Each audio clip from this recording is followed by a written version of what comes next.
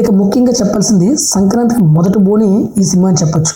Festival టైంలో different cinema చూడాలనుకునే వాళ్ళకి ఇది పర్ఫెక్ట్ చాయిస్. మళ్ళీ చెప్తున్నాను, ఇది రుద్దుడు సినిమా కాదు, ఇది ప్రభాస్ చేసినటువంటి సాహసం.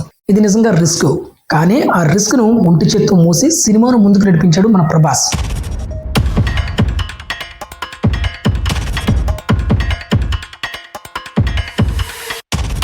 హై ఫ్రెండ్స్, ఈరోజు వీడియో వచ్చి హీరో అంటే ఏంటి ఫ్రెండ్స్, ఒకే ఇమేజ్లో ఉండిపోవడమా, లేకపోతే అన్ని జానర్స్ సినిమాలు చేసి తనను తాను ప్రూవ్ చేసుకోవడమా?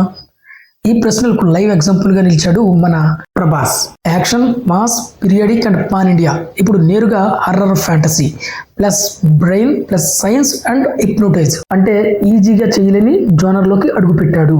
ఇది నిజంగా రిస్క్, కానీ ఆ రిస్క్ ను ఒంటి చేత్తో మోసి సినిమాను ముందుకు నడిపించాడు మన ప్రభాస్. ఈ సినిమాలో ప్రభాస్ కేవలం హీరో మాత్రమే కాదు, స్టోరీకి బలం, అలాగే స్క్రీన్ ప్రెజెన్స్ కు సెంటర్ ఆఫ్ అట్రాక్షన్, అలాగే కాన్సెప్ట్ ఆడియన్స్ కనెక్ట్ చేసే బ్రిడ్జ్ కూడా.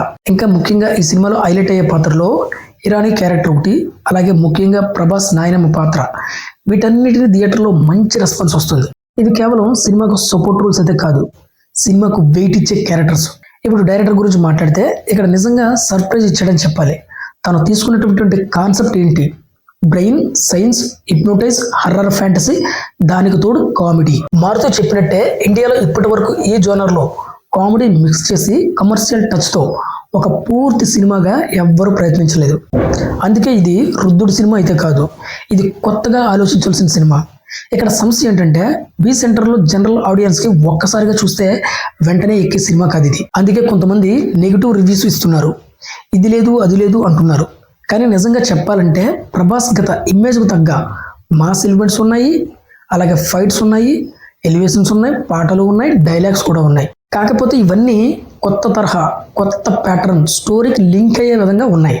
ఇది అవి లేవు ఇవి లేవు అనడానికి కాదు, అన్నీ ఉన్నాయి, కొత్తగా ఉన్నాయి అనడానికే ఎగ్జాంపుల్గా ఈ సినిమా అని చెప్పొచ్చు.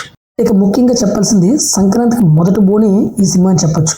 ఫెస్టివల్ టైంలో డిఫరెంట్ సినిమా చూడాలనుకునే వాళ్ళకి ఇది పర్ఫెక్ట్ చాయిస్. కాబట్టి ఫ్రెండ్స్, నెగిటివ్ రివ్యూస్ నమ్మకండి, ఓపెన్ మైండ్తో సినిమా చూడండి, కొత్త జోనర్ని అంగీకరించండి, ఖచ్చితంగా నచ్చుతుంది. మళ్ళీ చెప్తున్నాను, ఇది రుద్దుడు సినిమా కాదు, ఇది ప్రభాస్ చేసినటువంటి సాహసం.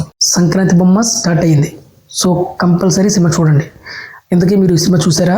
చూస్తే మీకు ఎలాగ అనిపించింది కమెంట్లో చెప్పండి. సో ఇది ఫ్రెండ్స్ ఈరోజు వీడియో. మరొక వీడియోతో మళ్ళీ మీ ముందుకు వస్తా. అంతవరకు బాయ్.